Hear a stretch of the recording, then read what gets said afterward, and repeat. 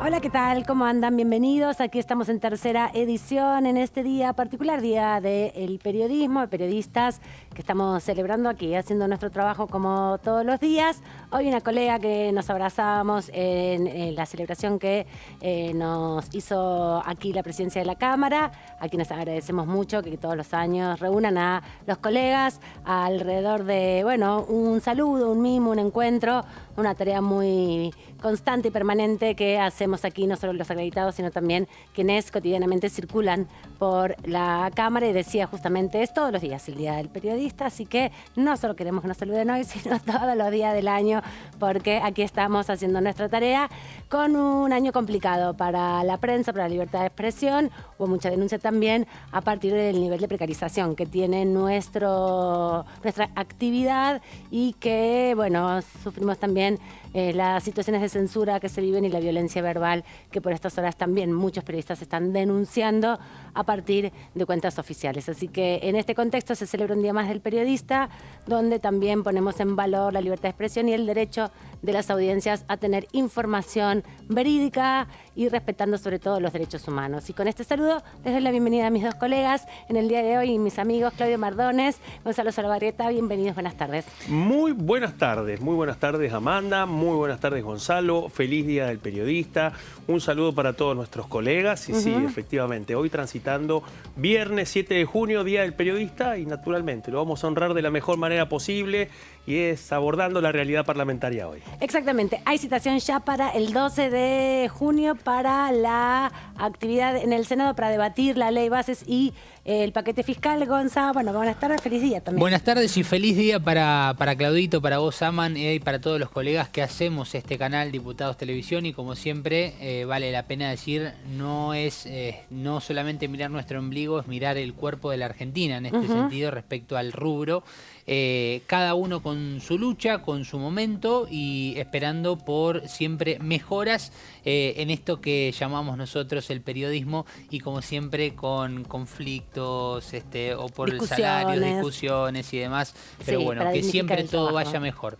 En un ratito, Amandita, vamos a estar hablando de un proyecto muy interesante que tiene que ver con el ambiente. No te quiero robar más minutos, pero en un ratito vamos a estar hablando de esto. De esto vamos a hablar hoy, también vamos a pasar la agenda de la semana próxima, pero tenemos a nuestro primer entrevistado, lo vamos a presentar de este modo.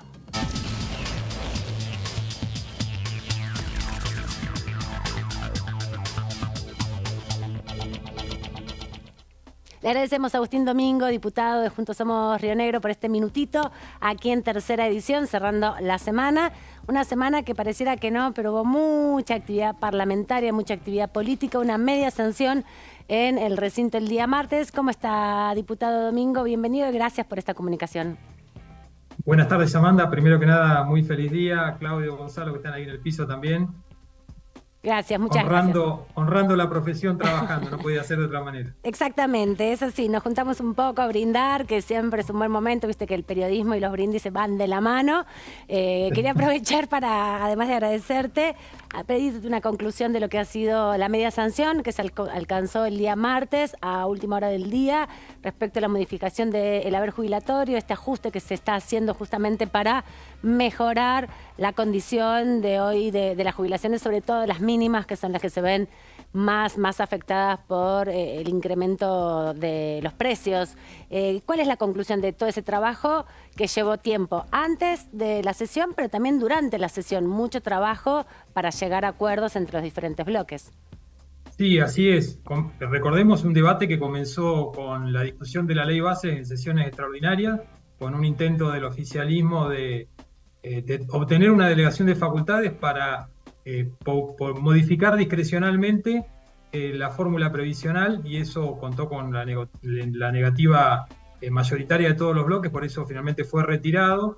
Luego vino el dictado del DNU, donde se planteó una fórmula que a juicio de muchos diputados y de muchos bloques adolecía de ciertos defectos que debían corregirse, más allá de, obviamente, que todos queremos que los jubilados puedan estar un poco mejor, y entendemos también la restricción presupuestaria, pero hay cuestiones, errores que cometimos en el pasado que si los volvemos a cometer, lo único que estamos haciendo es acumular deuda o déficit debajo de la alfombra. Entonces, Me parece que se llegó a un consenso importante, primero en la discusión en comisiones, donde hubo 5 dictámenes, y la verdad que muchos de ellos estábamos muy cerca de encontrar un acuerdo que se terminó logrando, como bien decías, en el recinto, que fue un acuerdo en nuestro caso, que defendimos un dictamen junto al radicalismo y junto a Hacemos Coalición Federal.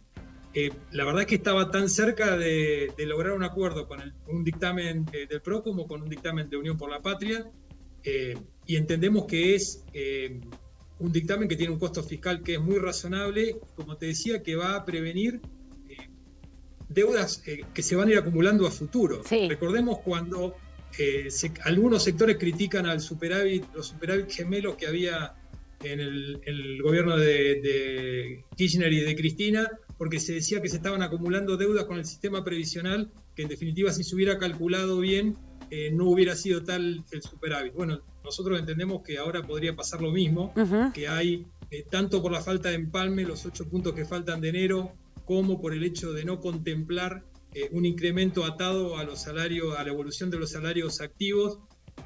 Son temas sobre los que ya hay jurisprudencia y sobre los que indefectiblemente eso tarde o temprano se va a tener que pagar. Ni qué hablar las deudas ciertas que hay por juicios firmes con los jubilados y las deudas que hay con las cajas provinciales, que es el tercer punto que planteamos en este dictamen de consenso que hemos logrado. Diputado, y en ese sentido, ¿qué pasa con la discusión en torno al Fondo de Garantías de Sustentabilidad para afrontar este tipo de deudas que bien estabas describiendo, que fue parte de las negociaciones? Al final, en la votación, justamente se acordó por parte de todos los bloques opositores principalmente, dejar de lado la posibilidad de utilizar esos fondos para afrontar las deudas que tiene el sistema previsional.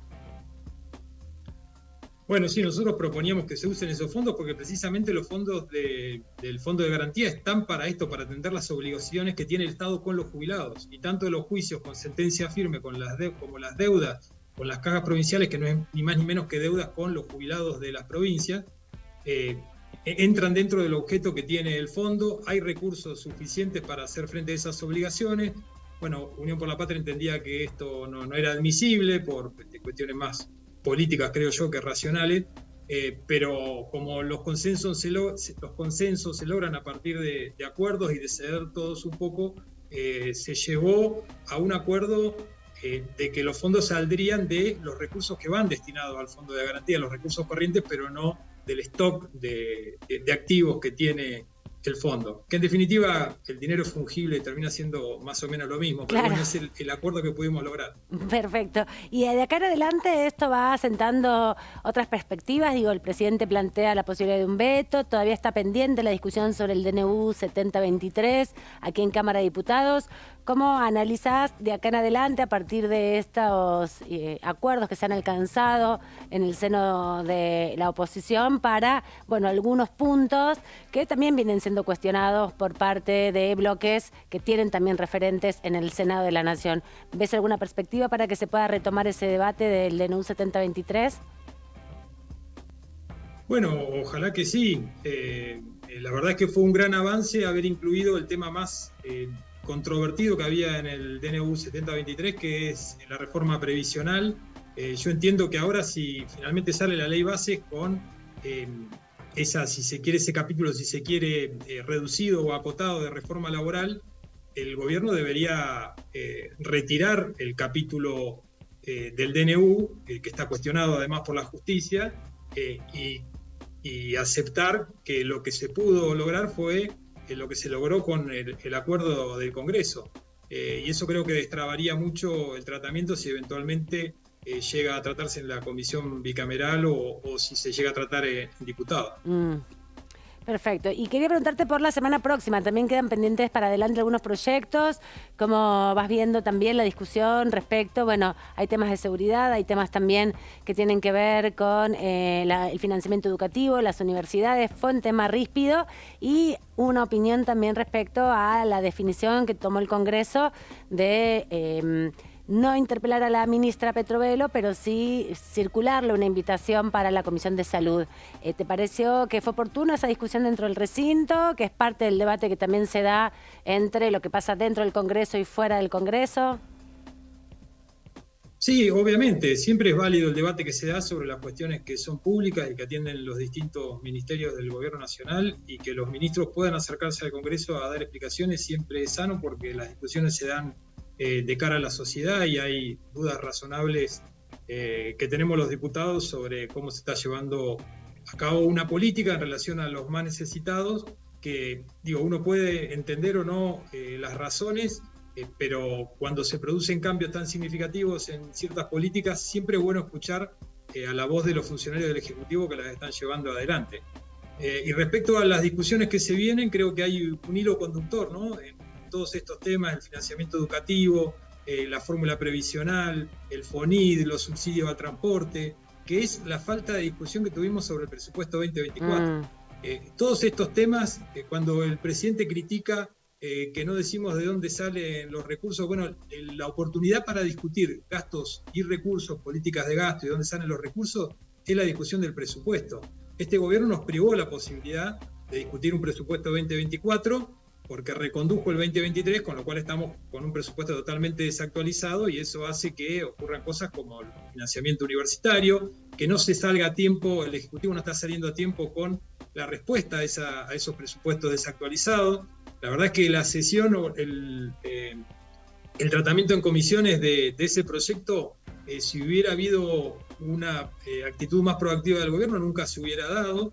Lo mismo pasa con el sistema previsional, y lo mismo va a pasar con FONID y con los subsidios al transporte. Son todas cuestiones que se deberían haber discutido en el presupuesto. En este último caso, en el del transporte, parte de la agenda de esta semana fue recibir a muchos intendentes del interior que fueron a plantear lo que venimos planteando hace años: el tremendo trato inequitativo que hay respecto a los sistemas de transporte del AMBA con los del interior. O sea, el gobierno dice que va a ir a un cambio de sistema y que todos los subsidios van a ir sobre la demanda, pero en el AMBA siguen habiendo subsidios a la oferta, siguen habiendo subsidios que van directo a las empresas, el impuesto sobre los combustibles que financia esos subsidios sigue existiendo, y a los sistemas de transporte del interior ese subsidio se les cortó, se dejaron solamente los que vienen por los atributos de la tarjeta SUBE, que son precisamente los que van a la demanda, lo cual yo particularmente creo que está muy bien, pero lo que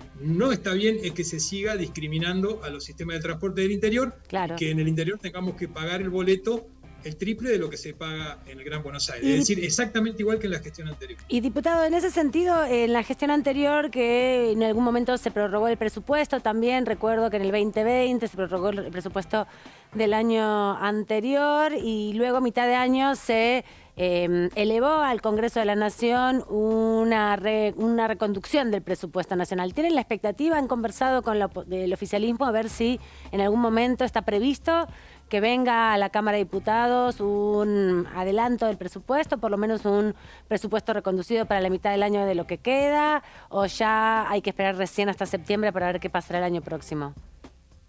No lo sé. Sinceramente sería muy deseable que eso ocurra, porque nos evitaría muchas de estas discusiones y de estos idas y vueltas con el Ejecutivo que sin duda, en la medida que no se logran acuerdos y que se estiran las discusiones, bueno, generan inestabilidad al propio gobierno, ¿no? Entonces creo que sería en su propio beneficio enviar un presupuesto, o por lo menos la discusión de estos temas que más enojo están produciendo, sobre todo en las provincias. Exactamente. Gracias, diputado, por este ratito aquí en la tercera edición. La semana que viene seguramente vamos a estar conversando en algún momento, porque hay mucha actividad parlamentaria prevista para martes, miércoles y jueves. Gracias a vos, Amanda, y un saludo. Buen fin de semana. Adiós. El diputado Agustín Domingo, un voto importante en esta Cámara porque tiene un representante de Juntos Somos Río Negro, y también en el Senado de la Nación con la senadora Mónica Silva, que ya adelantó que va a votar a favor en general de la ley bases y también del paquete fiscal, pero que firmó en disidencia parcial el dictamen. Ella, bueno, no firmó el dictamen porque no es parte de la comisión, pero había adelantado que tenía algunas modificaciones que quería incorporar y sí había planteado la necesidad de avanzar en ese sentido. Vamos a repasar, Claudio, también parte de la información sobre los proyectos que están circulando aquí en la Cámara de Diputados. Como les decimos, hay proyectos que están discutiéndose en las comisiones, algunas tienen dictamen, otros están en un proceso de debate legislativo con invitados, con especialistas que van aportando también su perspectiva, así que vamos a hacer un repaso sobre justamente la presencia de especialistas que hubo aquí en temas vinculados con el tema ambiental, porque es el Día Mundial del Ambiente. Ayer fue, ¿no? El Día Mundial del Ambiente, o en estos días. Bueno, tengo entendido que precisamente ayer eso es lo que tengo entendido desde mis conocimientos ambientales. Pero vos vas a hablar de otro tema. En muchos casos son escasos. Pero lo que sí debo decir es que esta semana, Amanda, ha terminado de cristalizarse algo que hemos venido recorriendo en estas últimas jornadas, y es precisamente el nivel de articulación que ha logrado la oposición. Tanto los espacios de la oposición que ha dado quórum y votos a la ley bases en la Cámara de Diputados y también al paquete fiscal. Y hablo de un sector de la oposición y también del otro, del pamperonismo, de Unión por la Patria. Recordemos que estamos cerrando una semana en donde finalmente la oposición logró no solamente obtener quórum por segunda vez, sino también organizar los porotos para poder llegar finalmente a una media sanción de una agenda netamente opositora y que tiene que ver con la recomposición de las jubilaciones.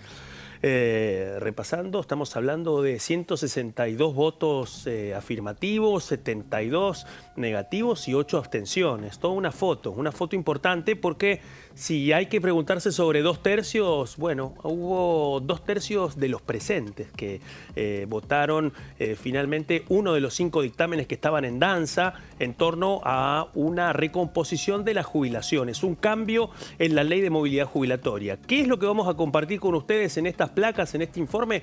Los escenarios que se abren a partir de una definición del presidente Javier Milei, y que fue una comunicación que luego hizo la oficina del presidente de la República Argentina, amplificando ya las declaraciones que había hecho el jefe del Ejecutivo, y era que si avanzaban proyectos de ley y se fueran sancionados por el Congreso de la Nación y que pusieran en riesgo el déficit fiscal, los iba a vetar. Es decir, que iba a hacer uso de la atribución constitucional para anular una sanción. Obviamente, puede ser parcial o total. Y eso devuelve el texto al Congreso de la Nación, con un Congreso de la Nación que también puede responder. Bueno, se abren 3 escenarios en esta perspectiva. Los 3 escenarios que está barajando esta oposición de la que estamos hablando, ¿no? Ya tenemos claramente 2 puntos de vista del oficialismo. Por una parte, la posición del primer mandatario, que ya dijo que va a utilizar el recurso constitucional del voto. Y por otra parte, el comportamiento del oficialismo aquí en la Cámara Baja y en el Senado. En ese sentido, podemos repasar de que hay 3 alternativas que están barajando especialmente radicales, Hacemos Coalición Federal y las demás fuerzas políticas. Al parecer también habría alguna coincidencia silenciosa con Unión por la Patria, analizando estos escenarios, que son escenarios que se podrían cristalizar, Amanda, pura y exclusivamente en el caso de que el presidente Javier Milei insista con la posibilidad del veto, y obviamente queda otro camino, saber qué es lo que va a pasar en el Senado. Ya esta demostración de fuerza en la Cámara de Diputados deja primero una consolidación de una mayoría circunstancial que superó ya la que se había conseguido la semana pasada. 10 votos menos tuvo ese pronunciamiento de 152 voluntades que planteó un emplazamiento. La de esta semana fueron 162 respaldos, pero precisamente para darle media sanción a una nueva fórmula de movilidad jubilatoria. En ese contexto hubo 2 escenarios. Primero, en la incógnita de qué podría haber pasado si se instrumentaba el voto. Faltaba la otra pieza, que finalmente el presidente de la Nación anunciara de que lo iba a vetar. Bueno, Hay tres escenarios que analizan quienes están observando desde las bancas de la oposición lo que pueden llegar a ser. Bueno, vamos al primer punto. Primero, ¿cuál es el punto que define el veto presidencial? ¿Y cuáles son las alternativas, ¿no? Este es el primer escenario. Bueno, vamos a repasar lo que dice especialmente el artículo 83 de la Constitución Nacional, que sostiene claramente: si el Ejecutivo desecha parte o toda la ley, el texto vuelve a la Cámara de origen. Es decir, que en este caso, luego de pasar por diputados y si pasa por el Senado y finalmente nos encontramos con una sanción y el presidente veta, total o parcialmente, ese veto, ese expediente regresa al Congreso de la Nación, regresa a su Cámara de origen, es decir, a esta Cámara, a la Cámara de Diputados. ¿Qué es lo que se hace en ese caso? ¿Cuál es el punto que establece el artículo 83 de la Constitución Nacional? Lo vamos a ver en esta placa. Primero, esta, y se refiere a la Cámara de origen, es decir, la Cámara de Diputados, la Cámara de Diputados lo discute de nuevo. Y si lo confirma por mayoría de los 2/3 de los votos, pasa otra vez a la Cámara de revisión, es decir, al Senado. Si ambas cámaras lo sancionan, bueno, ahí nos encontramos, primero, si ambas cámaras lo sancionan por igual mayoría, el proyecto es ley y además el Ejecutivo tiene que promulgarlo. Ese es el punto que establece el artículo 83 de la Constitución Nacional. Esta es una de las posibilidades, ¿sí? Que después del veto no quede cerrado el debate, sino que finalmente regrese y que las dos cámaras insistan por 2/3. Ahí es donde insistíamos con el tema de estos 162 votos, que son los 2/3 de los presentes y que ya lo han dicho algunos diputados. Dicen: ¿lo hará el presidente? ¿Se animaría el presidente a firmar un veto parcial o total sobre una ley que ya en la Cámara de Diputados, que está en proceso de trámite, reúnan los 2/3 de los votos? Bueno, ahí no solamente habría veto, sino que también habría vuelto, porque posiblemente las dos cámaras, ante esta situación y con un tema con las características de la movilidad jubilatoria, podrían dar sorpresas. Esto, Amanda, es la primera alternativa. ¿Cuál es la segunda alternativa? Bueno, yo decía, y esto lo vemos en la siguiente placa, la posición del oficialismo son 2 puntos. Por una parte, el presidente Javier Milei, que planteó con claridad que lo va a vetar. Y el oficialismo, uno de los dictámenes que no prosperó era precisamente ratificar el DNU 274/24, que es el que finalmente establece y plasma la política del gobierno nacional en torno a las jubilaciones. Es decir, la aplicación del índice de precios del consumidor recién a partir de julio, un déficit con el empalme de enero y esto que ha venido sucediendo en estos últimos 2 meses, un bono que ha sido un pago inédito en 2 cuotas que han tenido que afrontar jubilados y jubiladas durante 2 meses. Los aspectos principales están en el DNU 274. DNU que, como pasó con el 70/23, tiene que pasar por la Comisión Bicameral de Trámite Legislativo. Este es el segundo escenario, Amanda, que analizan en la oposición, especialmente en la oposición dialoguista. Dicen, bueno, si hay veto a esta iniciativa y el presidente se va a respaldar pura y exclusivamente en los alcances del DNU 274/24, bueno, entonces lo que piensan es también organizar el debate dentro de esta bicameral de trámite legislativo que tiene cabecera en el Senado y en ese contexto organizar los polotos para anularlo. Todo esto en el caso de que transcurran los plazos previstos en el DNU, en la comisión bicameral. Si no, también está el otro amague, el amague de que se repita lo que pasó con el DNU 70/23, que alguna de las dos cámaras plantee su rechazo y abra la puerta para que la otra cámara finalmente complete la anulación. Algo, hay que decirlo, no ha sucedido con el DNU 70/23. El 14 de marzo el Senado de la Nación rechazó el DNU 70/23, dio un giro a la Cámara de Diputados y hasta ahora eso no ha llegado al recinto, cosa que además le garantiza vida y vigencia al DNU 70/23, que va a cumplir 6 meses de vigencia. Bueno, en ese contexto se abre el otro escenario y vamos ya a las últimas placas, y que tiene que ver con otra alternativa, que también la mencionan con mucho cuidado, cautela y responsabilidad los representantes de la oposición. ¿Por qué? Porque no estamos hablando ya de algo que pasa pura y exclusivamente en el marco de la bicameral de trámite legislativo o el debate que puede surgir en las dos cámaras del Congreso de la Nación para ratificar y resistir al veto. Bueno, en este caso el planteo es el siguiente, es echar mano al artículo 40 de la Constitución Nacional. Mucho se ha hablado de los artículos de la Constitución involucrados con la metodología de las consultas populares, una instancia creada en la reforma constitucional de 1994, de la cual hace muy poquito se han concretado en esta Cámara de Diputados distintas conmemoraciones, precisamente por el trabajo de la Convención Constituyente de 1994. Y en ese contexto, sí, ahí está el artículo 40 de la Constitución Nacional. Bueno, el artículo 40 de la Constitución Nacional lo que plantea es lo siguiente: el Congreso, a iniciativa de la Cámara de Diputados, ¿sí?, que en este caso es Cámara originaria para este tipo de iniciativas, podrá someter a consulta popular un proyecto de ley. Lo que está diciendo en este caso, y lo repito, hay otros tipos de consulta popular. El presidente de la Nación puede convocar a una consulta popular no vinculante. Un ciudadano puede reunir firmas para presentar ante el Congreso una iniciativa de consulta popular. Pero el artículo 40 lo que plantea exclusivamente son las atribuciones del Congreso de la Nación para poder llevar a consulta popular un proyecto de ley. Eso es lo que dice específicamente. Repaso esto porque nos permite conocer una parte poco explorada de las consultas populares. El artículo 40 de la Constitución dice: el Congreso de la Nación, a iniciativa de la Cámara de Diputados, podrá someter a consulta popular un proyecto de ley. La convocatoria, dice la Constitución, no puede ser vetada, no puede ser anulada por el presidente de la Nación.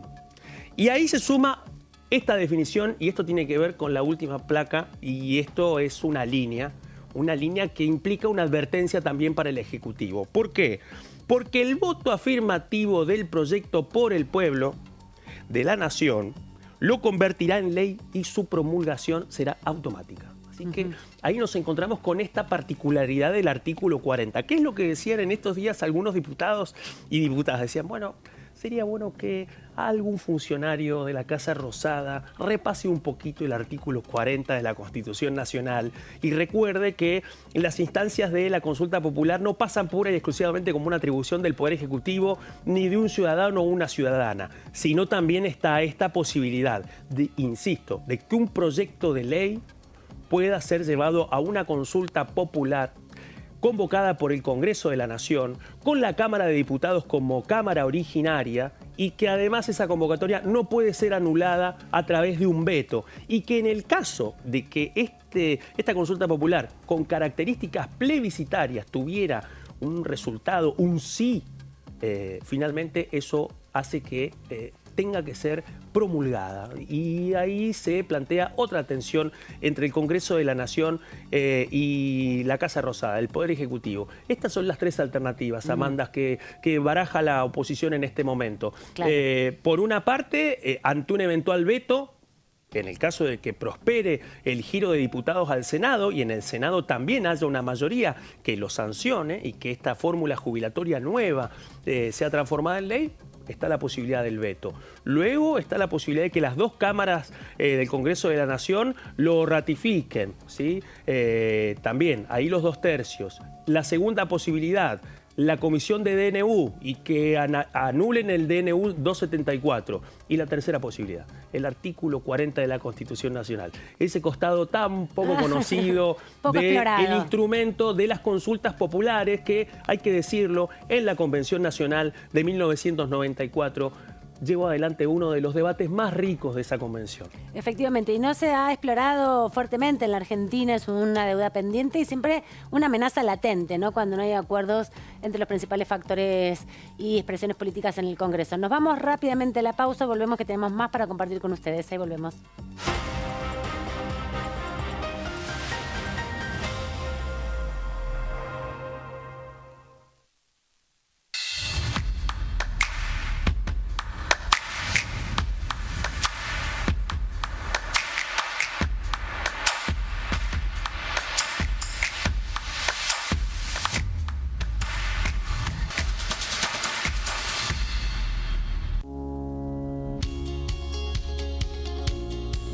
La Cámara de Diputados tiene 257 miembros. Los diputados debaten y sancionan leyes que rigen en todo el territorio nacional. Algunas de las más importantes son el presupuesto de gastos generales del Estado, el Código Civil, el Código Penal, la forma en que se rige el trabajo, las jubilaciones, entre tantas otras. Además, controla y hace un seguimiento de las políticas del Poder Ejecutivo a través de la visita de diferentes funcionarios o el pedido de informes, así como la posibilidad de realizar juicios políticos a los funcionarios. La duración de los mandatos de los diputados es de 4 años y pueden ser reelegidos indefinidamente. Desde el momento en que asumen y hasta el final de su mandato, no pueden ser acusados, interrogados judicialmente ni molestados por las opiniones o discursos que imitan desempeñando su mandato. Son requisitos para ser diputado tener al menos 25 años, 4 años de ciudadanía argentina y haber nacido en la provincia por la que se postula o haber residido en ella los 2 años precedentes. Se agrupan en bloques que expresan partidos políticos o afinidad ideológica. Existen también los monobloques integrados por un solo diputado. En este momento, millones de niños y niñas tienen desnutrición severa. Algunos están tan débiles que apenas pueden pararse, pero con tu ayuda podemos salvar a los niños. Este alimento terapéutico listo para usar está lleno de vitaminas y nutrientes esenciales que ayudan a los niños y a las niñas a recuperarse de la desnutrición. Gracias a personas como vos, ayudamos a salvar a millones de niños cada año. Da un simple paso, dona ahora y ayúdanos a seguir salvando vidas.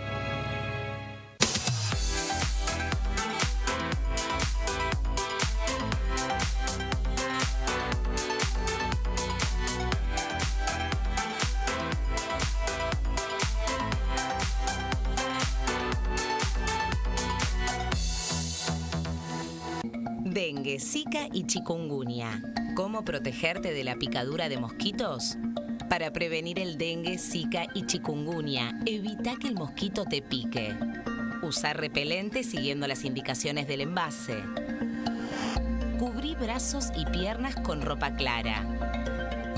En casa, pon espirales o tabletas. Usa tules o mosquiteros sobre camas o cunas. Coloca mosquiteros en puertas y ventanas.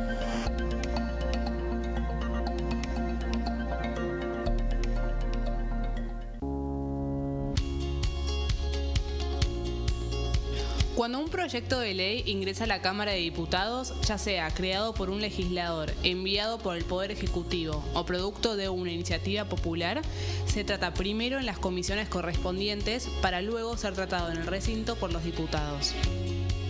Las comisiones son el ámbito de análisis y debate sobre los proyectos de ley conformadas por legisladores de distintos bloques. Hay 23 comisiones especiales que tratan temas específicos como el atentado de la AMIA y 45 permanentes que tratan temas vigentes como educación y salud. Un diputado puede formar parte de varias comisiones. Cada comisión se compone de un presidente, un vicepresidente y de 3 a 5 secretarios. La duración de los miembros de las comisiones permanentes y especiales es de 2 años.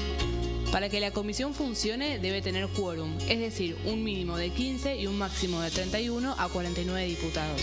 Las autoridades son elegidas por los propios integrantes de las comisiones, que a su vez son elegidos bajo consenso por sus propios bloques. Para que un proyecto sea tratado en el recinto, debe contar con el apoyo de la mayoría de los integrantes de esa comisión. Al finalizar una reunión de comisión, se dictamina sobre la pertinencia de tratar el proyecto en el recinto. El dictamen propone una resolución o decisión sobre una o varias iniciativas o proposiciones.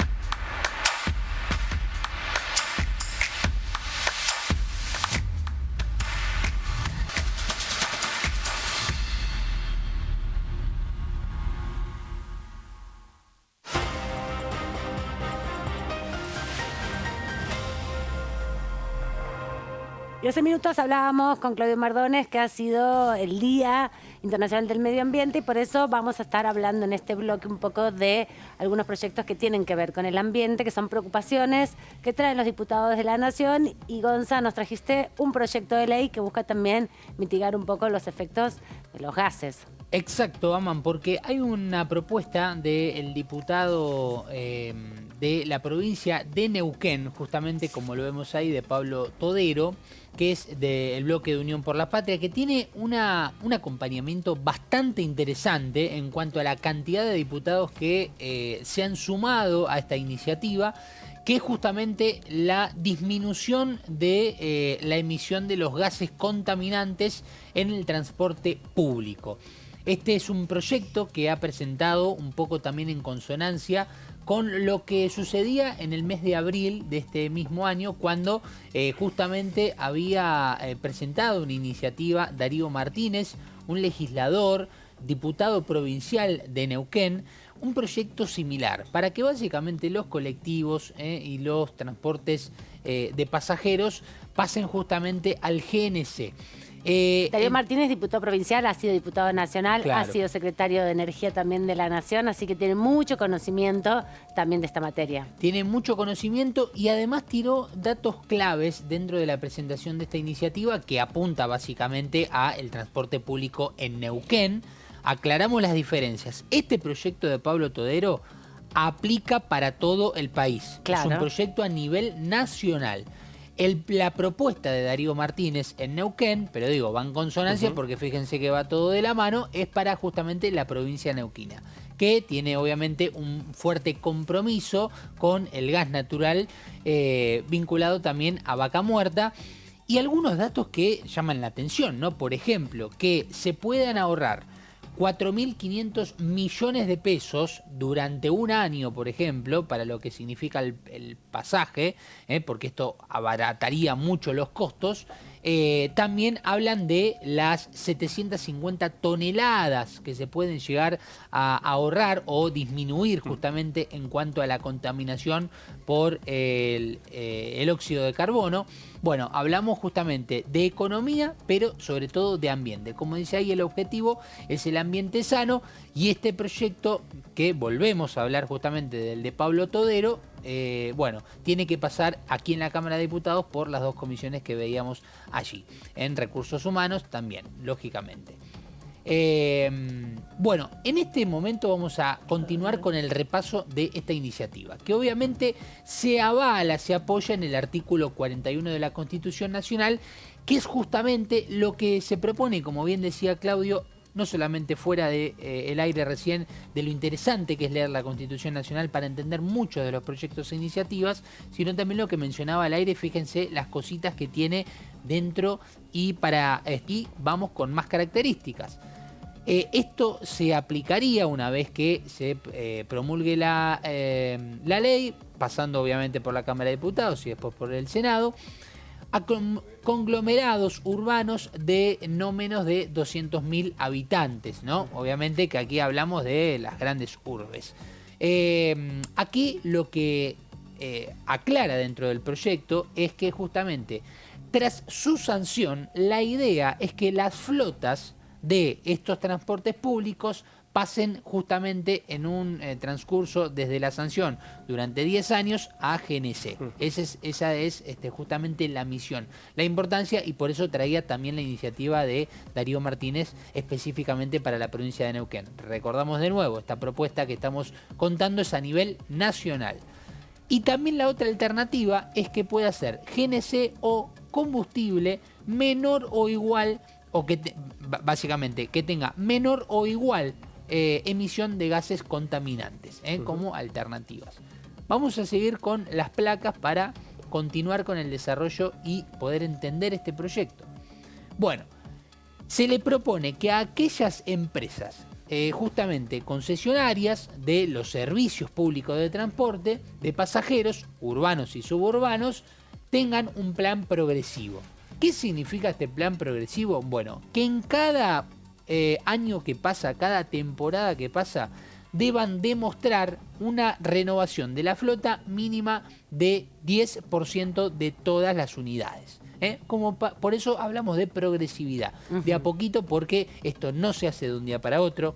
Comprar unidades no es fácil, y por eso es la idea de que esto sea progresivo y, como decíamos recién, esto sea de aquí prácticamente desde la sanción, si es que tiene su sanción afirmativa obviamente, hasta los 10 años siguientes.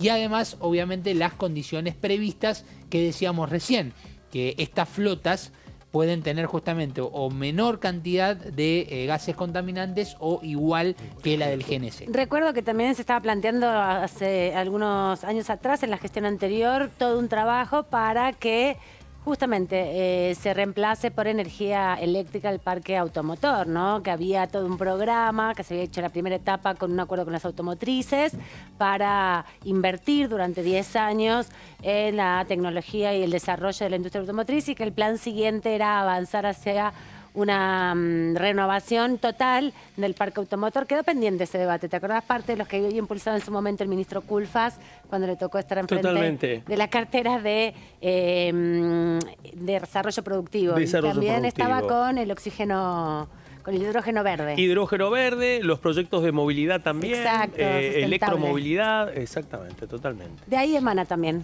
otro de los puntos. Exacto, y acá vamos a ver las excepciones, ¿no? Porque en todo proyecto hay excepciones, no es para todos por igual, pero hablamos de, en este caso, la protección, por ejemplo, de lo que indica el decreto, voy a tratar de recordar exacto el número, el decreto 565/94, que quita de este listado justamente a los taxis, a los servicios fúnebres y a las ambulancias, por ejemplo.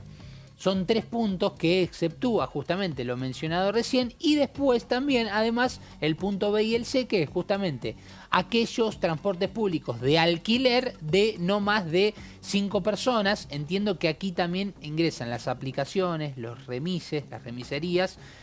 No sé si Traffic, porque las Traffic tienen más de 5 personas obviamente en su traslado, pero creo que está apuntado a lo que serían remiserías, aplicaciones virtuales y demás.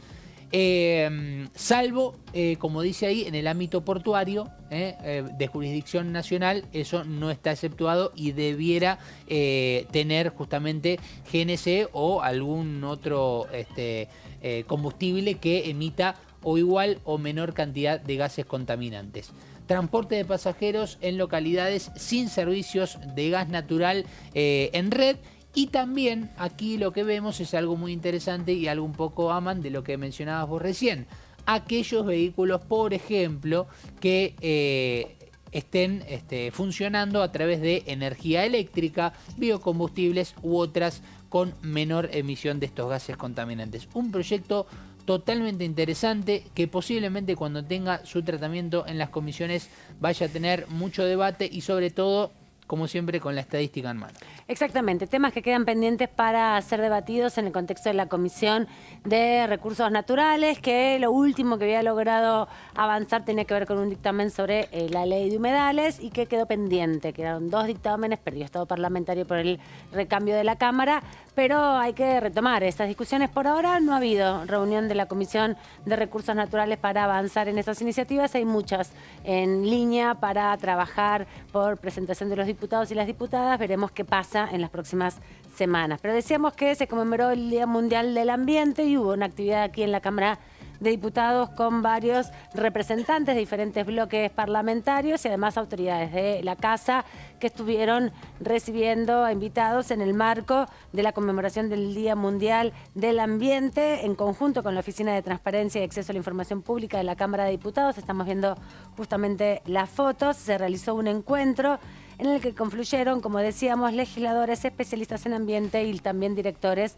de la Honorable Cámara de Diputados de la Nación. Este evento, que se realizó en el marco de la conmemoración del 5º Compromiso Políticas de Sostenibilidad del 2º Plan del Congreso Abierto, contó con las palabras de bienvenida de Tomás Figueroa, que es el secretario parlamentario de la Cámara de Diputados, que destacó a la Cámara como un espacio abierto que provoca el acercamiento de la ciudadanía. También sostuvo que las leyes, si bien es cierto que se dictan en el Parlamento, es el acercamiento entre los distintos destinatarios de cada norma dentro del ordenamiento jurídico y a su vez trasladado a que eso sea efectivo. Al mismo tiempo, el secretario parlamentario, Tomás Figueroa, sostuvo que esta es una casa abierta, nos juntamos cada parte y desde allí que sintonizamos con las instituciones como propias y también con cada idea que podemos acercar que sean más sencillas. También, como vimos, participó la diputada Margarita Stolbizer de Hacemos Coalición Federal, que habló de la oportunidad de esta coordinación de agendas con el objetivo de reivindicar al Congreso de la Nación y revincularlo con la sociedad. Estamos sentados en un lugar no por voluntad propia, sino por voluntad del pueblo, y el objetivo de la reconstrucción del vínculo de la confianza social es fundamental, sostuvo la diputada Margarita Stolbizer. También señaló que este tipo de actividades nos acercan a esos fines de conectar con la sociedad. No hay dudas que la cuestión ambiental es uno de esos trayectos y también caminos que tenemos que hacer como sociedad. Hay una actividad muy fuerte en las cuestiones ambientales y no podemos no reconocer la necesidad de accionar por la crisis climática. También, como vemos, estuvo Elena Palazzo, que es la coordinadora del proyecto Reporte Bienal de Transparencia de la Coordinación de Mitigación del Cambio Climático de la Subsecretaría de Ambiente de la Nación, que recordó que Argentina en 2019 sancionó la Ley de Presupuestos Mínimos para el Cambio Climático con mucha participación juvenil y de diversos sectores. También sostuvo que a partir de la sanción de esta ley, el año 2022 se elaboró un plan de adaptación y también de mitigación del cambio climático que detalla cuáles son los organismos que van a implementar medidas para cumplir este acuerdo, que es el Acuerdo de París, que Argentina también se comprometió firmando. Quien estuvo presente, como vemos, es el diputado de La Libertad Avanza, el presidente de la Comisión de Recursos Naturales y Conservación del Ambiente, Carlos D'Alessandro, que explicó que su bloque hablamos del impacto climático, el cambio lo tenemos que producir nosotros y lo tenemos que producir nosotros a través de las leyes. En el cierre se presentó también de la Oficina de Transparencia Lorena Franco, que agradeció por la amplia participación en el evento e hizo hincapié en elaborar estas temáticas como parte del trabajo parlamentario. Parte de la actividad que se dio en conmemoración del Día Mundial del Ambiente, cosas que también circulan en la Cámara de Diputados más allá de la actividad parlamentaria propiamente dicho, que esta semana hubo un montón y que la semana que viene también va a haber un montón, Claudio, te anticipo porque... Viene una agenda movida. Sí, el miércoles tenemos ley bases en Senado. Exacto, y se acortan los tiempos para la segunda revisión en la Cámara de Diputados. Así que en ese contexto, algo que veníamos contando, y es que la agenda que nos vamos a encontrar en estos días busca acelerar todo lo que no se había podido definir durante el largo trámite de la ley bases, tanto en su primer intento en extraordinarias como durante ordinarias, ¿no? Ese es el primer dato. Así que el miércoles, que después de una sesión que posiblemente en la Cámara Alta no tenga 30 horas de duración, podría tener 20, podría tener 14, bueno, el número anda por ahí, pero si la votación en general y la votación en particular finalmente cristalizan en esta aprobación del Senado, bueno, vuelve a la Cámara de Diputados y toda esta agenda que venimos repasando se va a cortar un poco, indudablemente, por la densidad del debate de la ley bases en segunda revisión. Exactamente, pero tenemos una agenda también convocada para por lo menos el día martes 11 y el miércoles 12, donde mientras toda la atención se vuelca al Senado de la Nación, los diputados van a estar también trabajando aquí, Gonza. Sí, fíjate, Amanda, que estaba terminando de repasar un poco la completísima agenda. Son 13 comisiones que tendremos para la semana próxima, entre ellos algunos grupos parlamentarios, pero sobre todo fíjense que ya el martes próximo a la 1:30 de la tarde se ha convocado a la Comisión de Acción Social y Salud Pública nada más y nada menos que a Sandra Petovelo, la ministra de Capital Humano, por toda esta situación de los alimentos que, no se han repartido, por el estado de los mismos. Entiendo que por una cuestión de salud, por las familias que deben recibir estos alimentos y por lo que requiere, ¿no?, una buena alimentación, para la salud, de la integridad humana. Imagino que por ello en esta comisión se ha convocado nada más y nada menos a Sandra Petovelo. Vamos a ver si participa porque es una invitación, ¿no? Exacto. Ya lo había adelantado Pablo Schedlin el día miércoles, que se firmó esta citación. Ayer también nos lo reafirmaba la diputada Natalia Sarapura del radicalismo de Jujuy, que es una invitación para que venga a responder algunas preguntas. En caso de no poder, van a tratar de volverla a convocar. No es una interpelación, es otro tipo de actividad porque, toda esta discusión también se dio en el marco de la sesión. Claro, bueno, otro tema importante, ya arrancamos también la agenda para la semana próxima, bien tempranito, 10 de la mañana, Familia, Niñez y Juventudes van a tratar el tema de ludopatía y esta problemática que viene siendo una de los temas o de los ejes principales en el Congreso, vinculado sobre todo a los jóvenes, ¿no? Cuando están en una edad de adolescencia, vamos a decir, justamente que empiezan a participar con sus celulares de distintas actividades vinculadas al juego. Por eso va a estar invitado uno de las principales autoridades de la Defensoría Nacional de los Niños, Niñas y Adolescentes, Juan Facundo Hernández, y también va a estar invitada, convocada, Pía del Castillo, que es justamente la directora ejecutiva de la Fundación Proyectos Padres. Esto para comenzar directamente la semana de comisiones muy interesantes. 11 de la mañana, Grupo Parlamentario de Amistad con la República Italiana. Decíamos a la 1:30 la convocatoria de Sandra Petovelo, veremos a confirmación, pero en Acción Social y Salud Pública, una comisión que suele tratar temas importantísimos. A las 4 de la tarde, Defensa Nacional para tratar varios proyectos de resolución y declaración. 4 de la tarde también prevención justamente y adicciones. Esto va a tener justamente vinculados a las ciberapuestas y la ludopatía, sí. Invitados, o sea... Siguen con las informativas. Siguen con las informativas, fíjense que arranca bien temprano en la mañana, en caso de que venga la ministra de Capital Humano, y después a la tarde continúa el tema, pero en otra comisión, o en otras comisiones, porque también se suman a Acción Social y Salud Pública.